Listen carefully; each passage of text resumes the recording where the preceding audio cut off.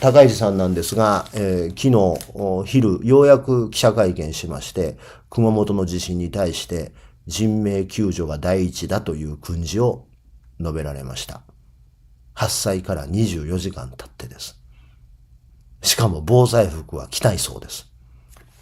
首相今日表明と書いてありますが、食品消費税の来年4月からの 1% の減税を国民会議の野党案を完全に無視して実施するそうであります。何してるかわかりませんね、この人は。高市さん、今こそ仕事すべきですよ。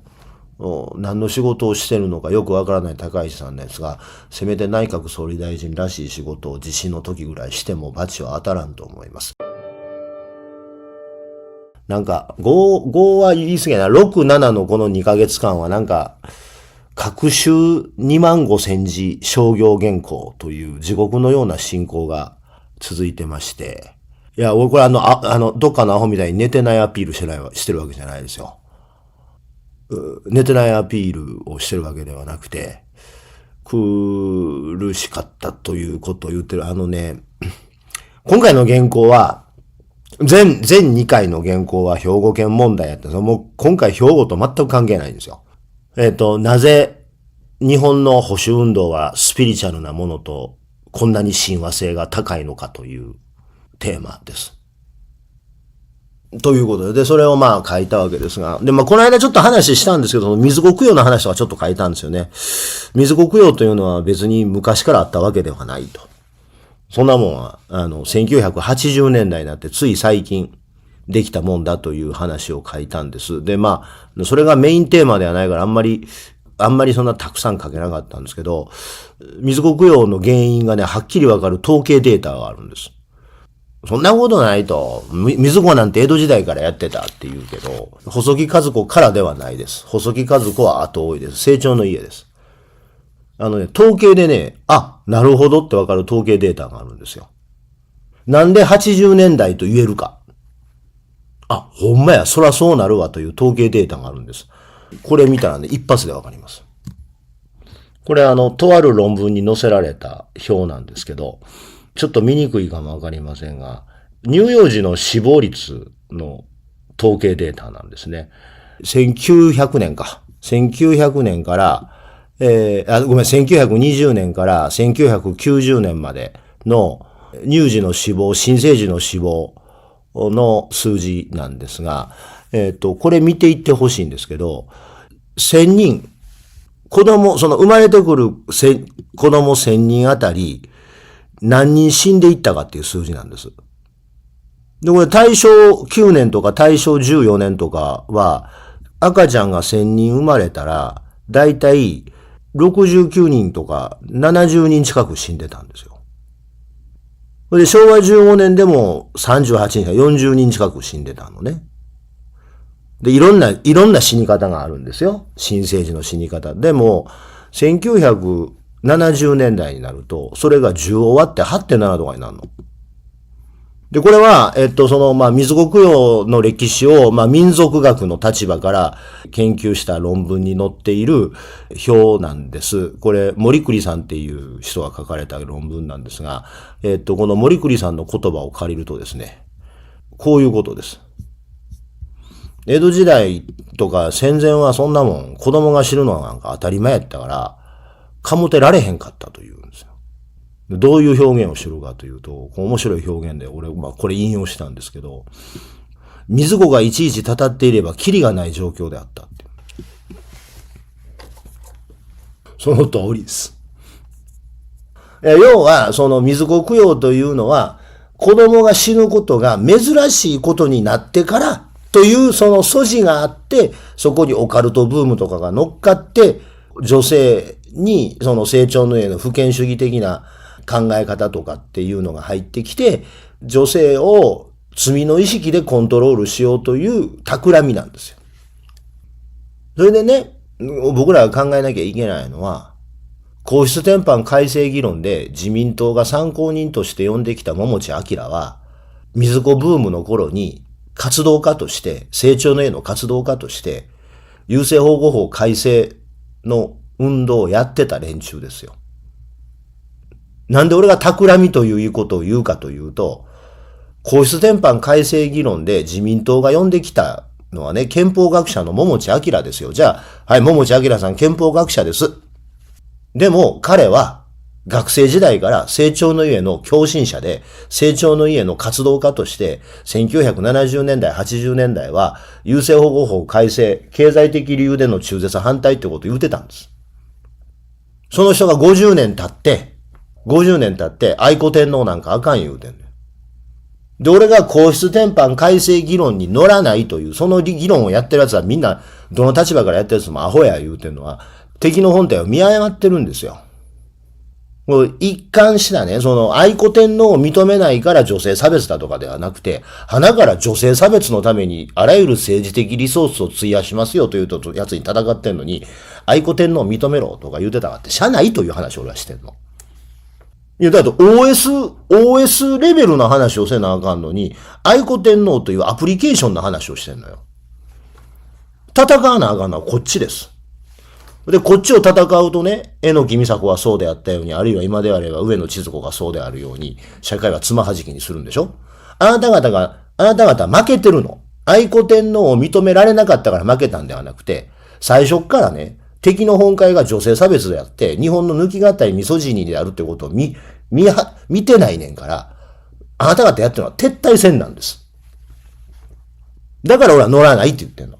で、坂頭だって愛子天皇を認めないことは女性差別だとか言うてるやつは、何を言うてんの？魚屋行って魚臭い言うてんのと一緒やんけと思ってますの、俺からしたら。敵の土俵で踊ってるだけですよ。という怒りを原稿にぶつけました。だから俺から言わしたら、愛子天皇を認めないと女性差別がうんぬんかんぬんとか言うてんのは、魚臭いじゃないか、芳香剤置けって魚屋の真ん中で叫んでるようなもんですよ。しかしその怒りの表現で皇室典範改正の話はほとんど出てきません。一言ぐらいしか。皇室典範改正議論で桃地明が国会に呼ばれても誰も何とも思わないの一言ぐらいしか出てこない。ぬるいこと言うてんのよ。それは魚臭いよ。魚臭いから芳香剤置いた方がええかもわからん。せやけどもうそこ魚屋やねん。それ芳香剤はソリューションじゃないでしょ。魚屋であることをやめないと魚臭さは取れないですよ。ってなことをお話をしました。でもさっきの統計データ見たら明らかでしょ？あ、なるほど。ほんまや。70年代、80年代になって初めて水子供養ってのは流行ったんやっていうのはほんまやと思うでしょ？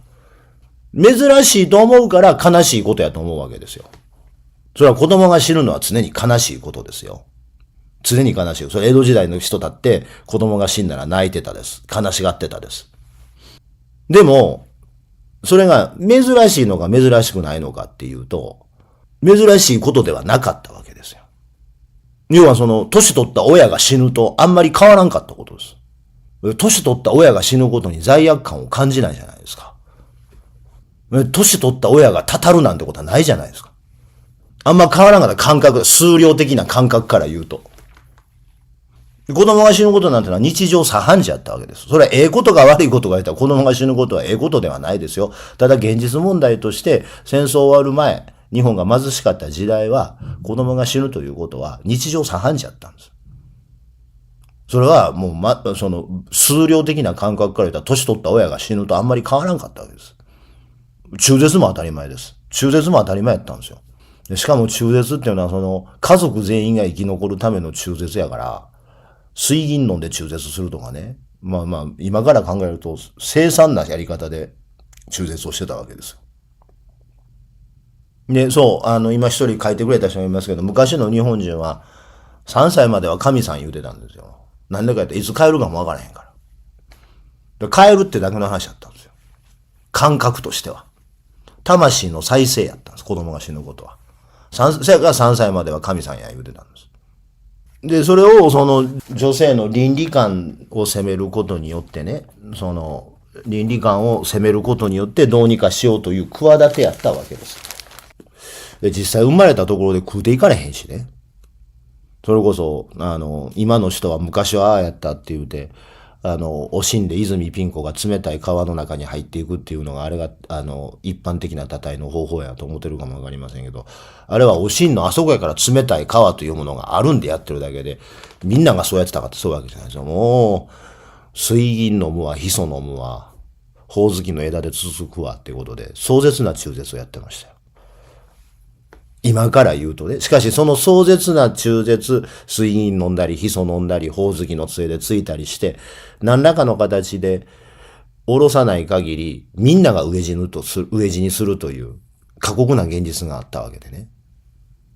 だからまあ七五三の風習がなぜあるか、なぜこけしという風習があるのか、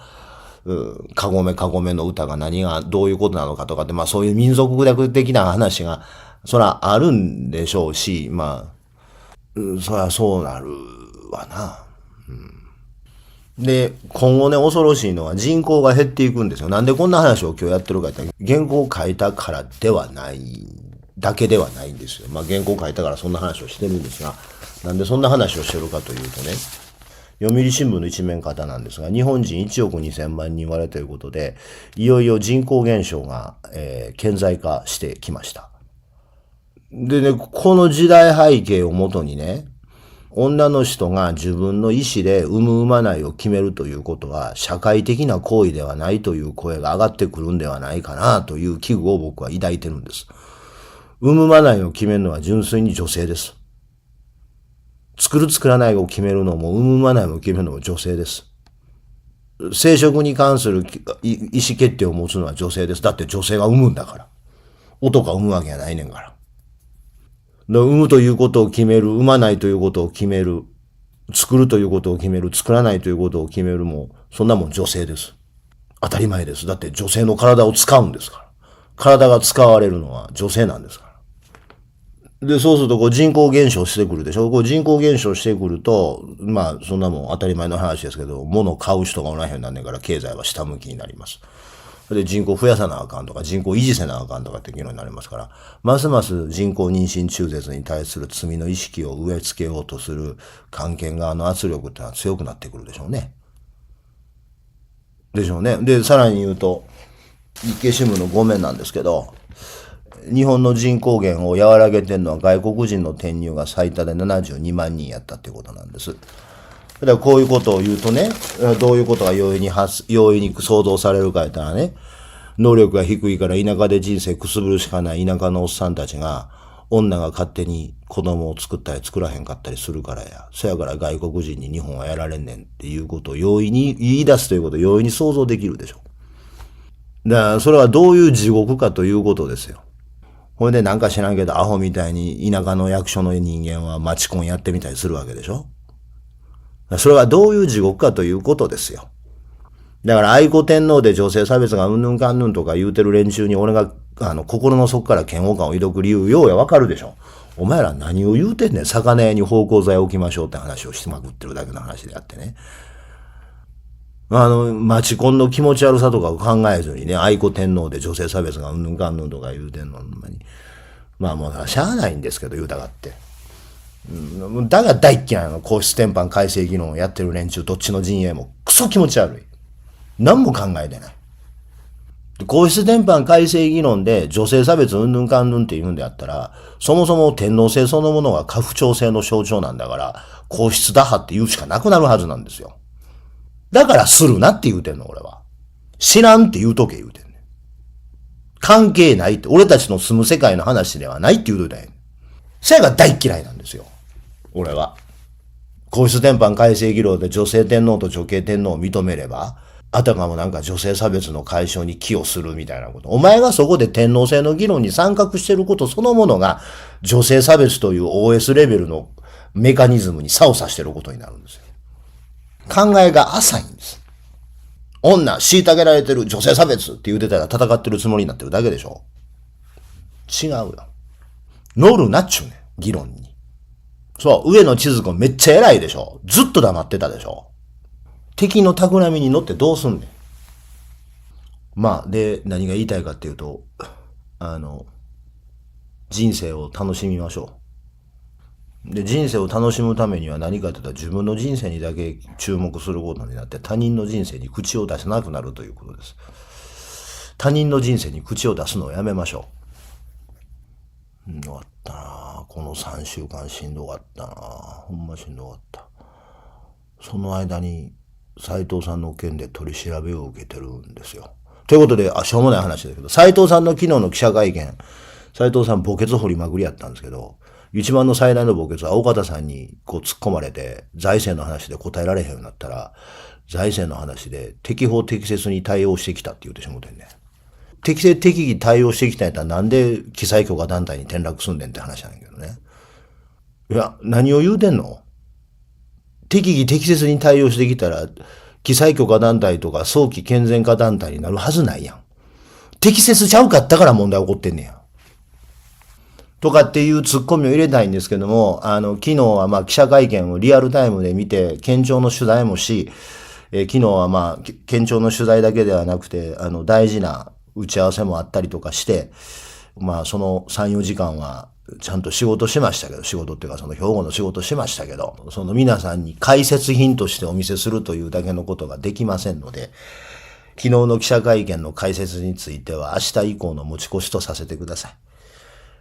熊本の地震がえらいことになってます。時間を追うごとに被害の実態が明らかになってくるというところなんですが、扱うのがね、新聞、紙のメディアなんで、なかなか、お見せすることができないんですけど、びっくりするのは、同じ場所を写している写真でも、時間を追うごとに様子が変わってくるんですよね。動画もそうですけども。例えば八代宮ですか？八代城主の中にあるお宮さんなんですけど、初日の写真で屋根が崩れてるっていうのが見えてたんですが、あれ、同じ写真と、場所を同じアングルで撮ってると、時間を追うごとに、どんどん崩れていってるんですよ。イオンの、爆発現場の様子も同じです。最初映ってた様子とだいぶ変わってきてます。それはどういうことかっていうと、ずっと揺れ続けてるから、ずっと崩壊が進んでるんですよね。何度も震度5、震度4で揺れ続けてるから、震度7の大きな被害がそのままずーっと揺れ続けてるという。これはね、その建物の被害、物の被害、インフラの被害っていうのも甚大ですが、何よりも心を蝕むと思います。不安でたまらない時間を過ごしておられる方がたくさんおられるんではないかなと思いまして、もうほんまにちょっとね、どう言葉で表現していいのかわからない辛さが、被災地の方々にはのしかかってると思います。昨日も申し上げました。昨日は15分動画しなかったんですけども、昨日は地震の話だけを本編でして15分動画をしなかったんですが、被災地の皆さん、ぜひですね、ご安全に、そしてご無理をなさらず、逃げて仕事を放棄して逃げて、自分の体を守ることに専念するということは恥でも何でもないです。まず何よりもご安全かつお心少しでも安らかにお過ごしくださいとそうとしか申し上げることしかできない自分の非力を悔やむばかりですが、ぜひですね心を休んじられて、なるべくご安全にお過ごしくださいということをまず申し上げます。さて、その熊本の地震の話に行く前に、ちょっと、ドメスティックな話に行く前に、ちょっと、インターナショナルな話をしておこうと思います。アメリカなんですが、もう日本がお荷物のがしゃあない、荷物でしゃあないんでしょうね。習近平とトランプのワシントンでの会談に向けての舌ならし、シェルパのミーティングが、加速をしています。日本を尻目に米中高官往来ということで、アメリカの高官が中国に行き、中国の高官がアメリカに行きという往来が、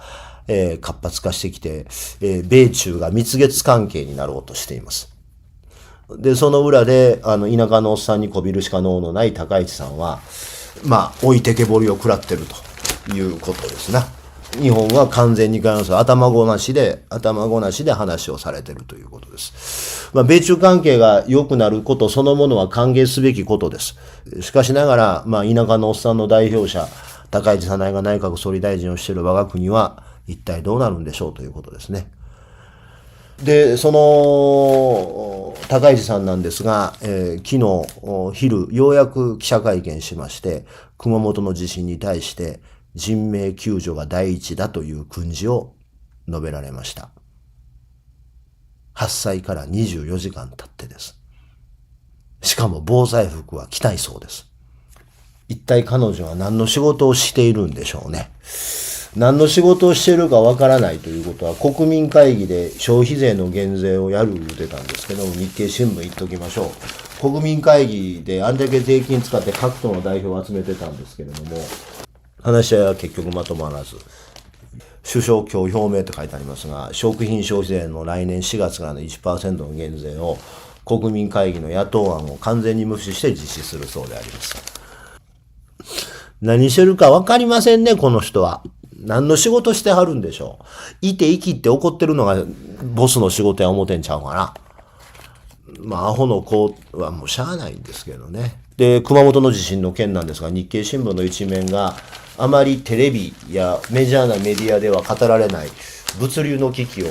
経済新聞なんでね、当然っちゃ当然なんですが、物流の危機を克明に伝えてくれてます。熊本地震、企業に痛手という見出しの一面トップなんですが、日経新聞の一面のこの記事の整理によるとですね、もうかなり深刻な問題があって、なんかお金の話ばっかりするようで嫌ですけども、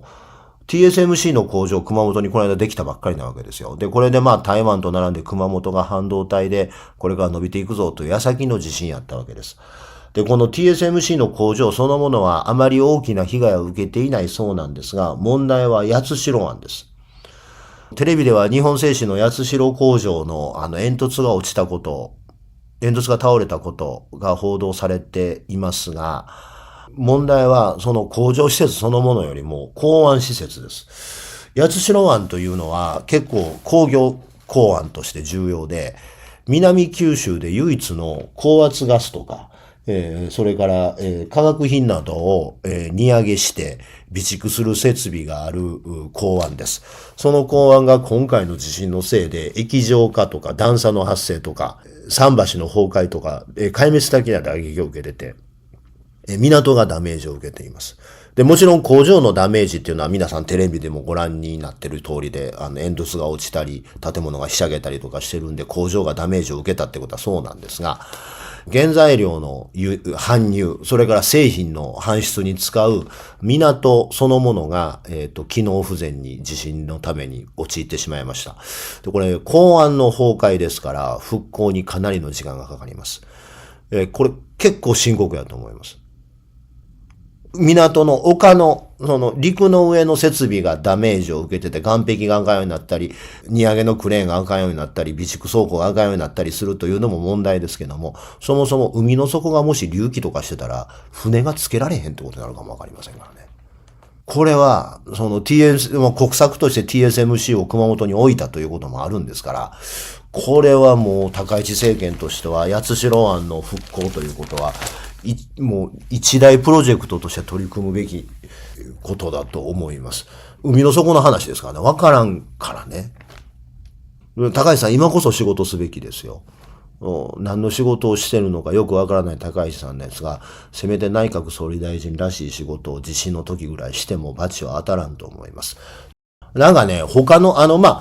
北九州とか福岡に行ったら、そういう機能を持っている港はあるらしいんですけども、南九州、だから、大分、宮崎、熊本、鹿児島の3県で使える高圧ガスとか化学製品とかの備蓄、水揚げができる港は八代湾だけなんですって。